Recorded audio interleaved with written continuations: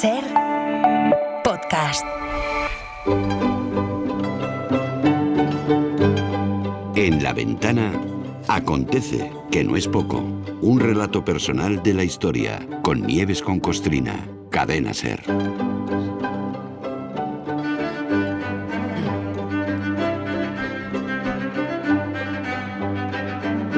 Hoy empezamos una semana en la que más que nunca hay que asomarse a la historia, pero no a la historia en general, sino a nuestra historia reciente, porque el jueves se van a cumplir 50 años de la muerte de Franco. Bueno, de hecho ya llevamos días, nosotros y muchos medios, hablando del tema, con reportajes, con entrevistas, con debates, con documentales. Es un momento idóneo para reflexionar sobre muchas cosas. Nieves, buenas tardes, ¿cómo estás? Hola, buenas tardes, Carlas, muy bien, muy bien. Déjame anunciar a los oyentes que nosotros hoy hemos elegido algo muy concreto.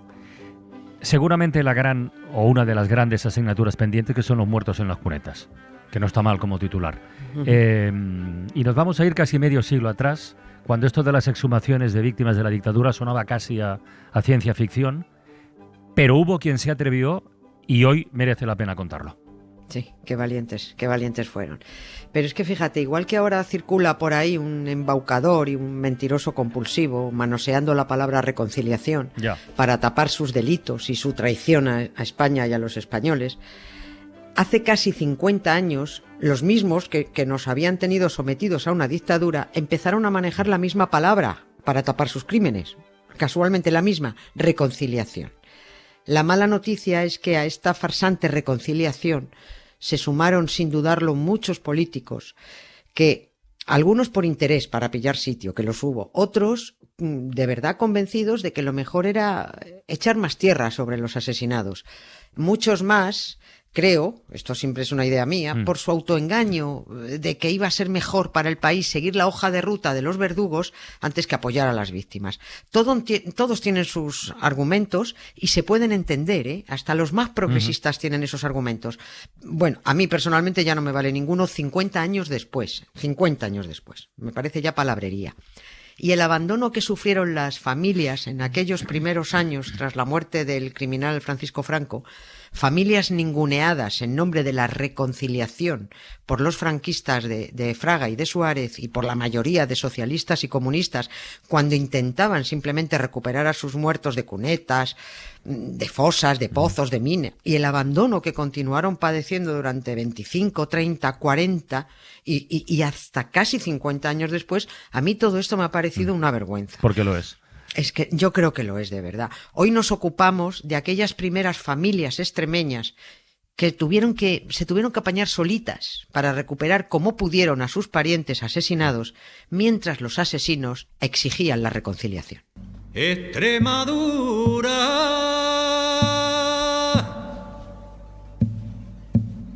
soledad llena de encinas, sobre campos con vereda. ¿Por qué se fueron los hombres de tu tierra? Extremadura, tierra de conquistadores que apenas te dieron nada. Ay, mi Extremadura amarga, ay, mi Extremadura,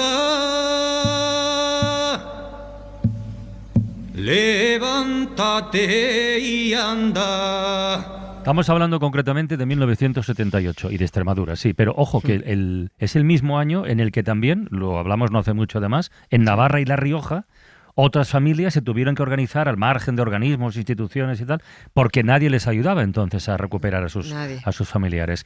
Y de Extremadura, concretamente, ¿a qué zona nos vamos? ¿Dónde estamos, Nieves? Nos vamos a la comarca de la Siberia, Badajoz, en Badajoz, sí, noroeste de la provincia de Badajoz. También me he enterado recientemente que hubo exhumaciones tempranas en Irún. Pero es que como sí, pues lo sabido, van saliendo, ¿no? Que aquí también los sacamos con mucho cuidado sin que nadie se enterara. Pero concretamente nos vamos a un pueblo, nos vamos a ir a Casas de Don Pedro.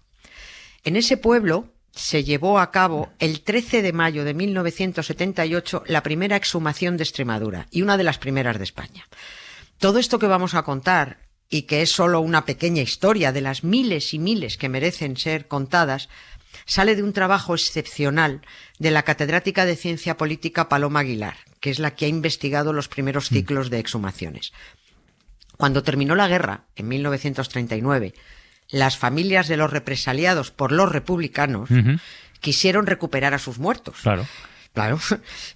Y claro también que los republicanos mataron, claro que también metieron en fosas a sus víctimas, porque estoy un poquito harta de la chorrada esa de los simples y de que solo se agarran es que unos mataron, pero es que los otros también mataron. Pues claro, lo mismo pretendían que los demócratas estuvieran quietos, mientras los demás iban pegando tiros en la nuca.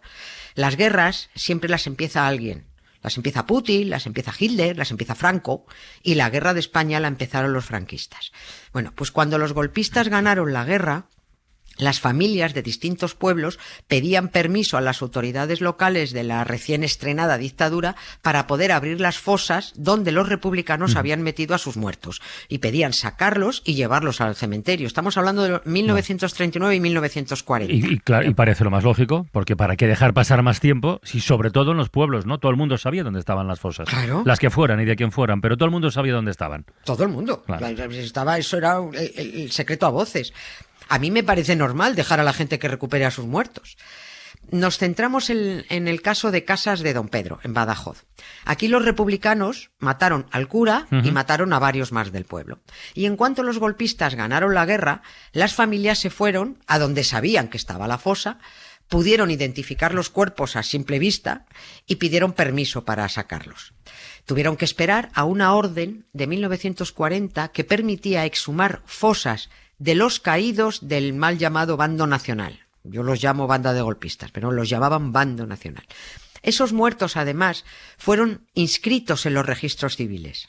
Y los curas, además, todos los curas que fueron matando fueron declarados mártires. Y, de hecho, hay un mogollón, esto no lo hemos contado nunca, pero hay un mogollón de curas beatificados solo por haber muerto en la guerra. Juan Pablo II beatificó a 706. Y el cobardica de Benedicto XVI beatificó por manadas. Este iba de golpe a golpe. 1028 en total. Beatos, que habían sido...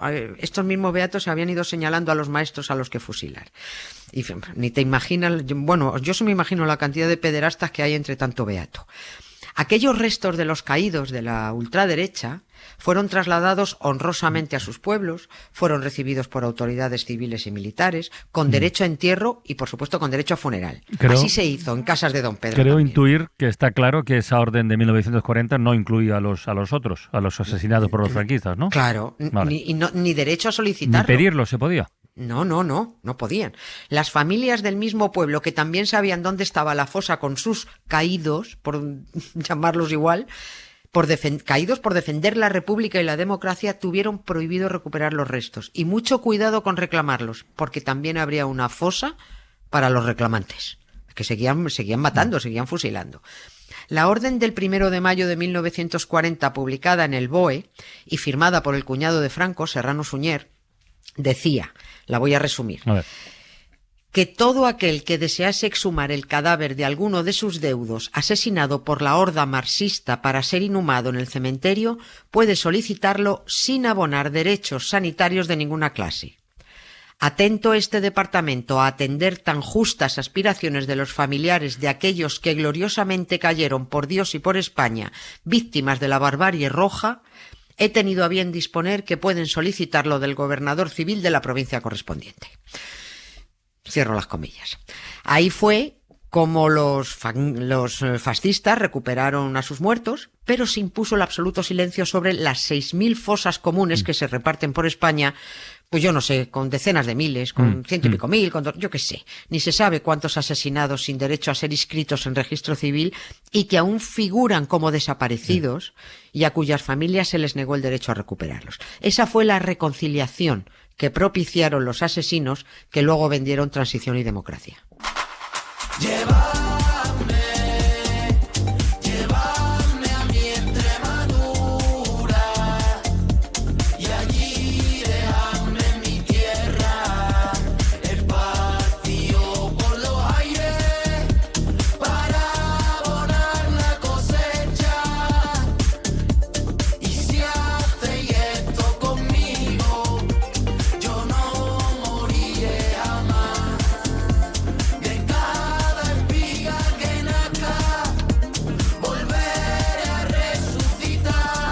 Estos chavales son Sanguijuelas y el Guadiana, los tuvimos en La Ventana y son de ese pueblo, son de Casas de Don Pedro. Son precisamente de ese pueblo. O sea que esta historia seguramente la conocen. Que por cierto, la exhumación de la fosa ahí acabó llegando, pero 40 años después. 40 años después, sí. Lo consiguió Felisa Casatejada, que nunca arrancó de su memoria a sus dos hermanos asesinados, Julián y Alfonso, ni mucho menos perdió de vista la fosa en la que los habían metido 40 años atrás. Felisa creyó ingenuamente en 1976 que con el bicho Franco ya pudriéndose en el valle y con el advenimiento de esa democracia atada con un lacito rosa y reconciliador, había llegado el momento de solicitar los permisos para sacar a sus muertos que los franquistas les impidieron sacar en el 39.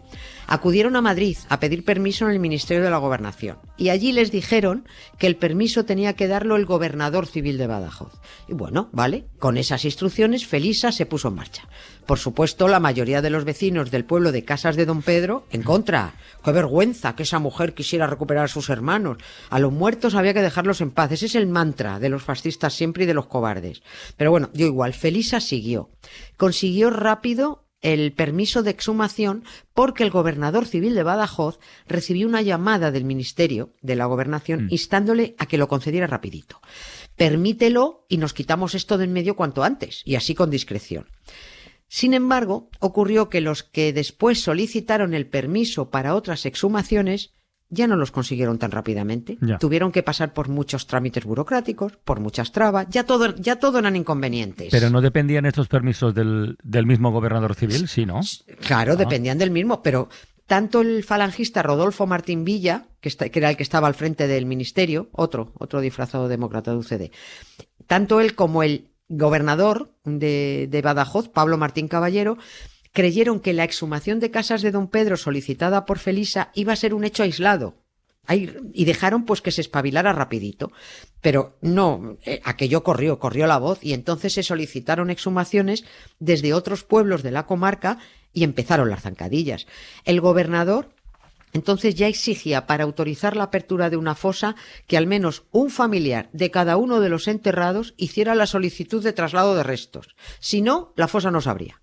Claro, eso era imposible, porque en las fosas comunes se enterraba gente de distintos pueblos. Era imposible que un pariente de cada asesinado hiciera la solicitud.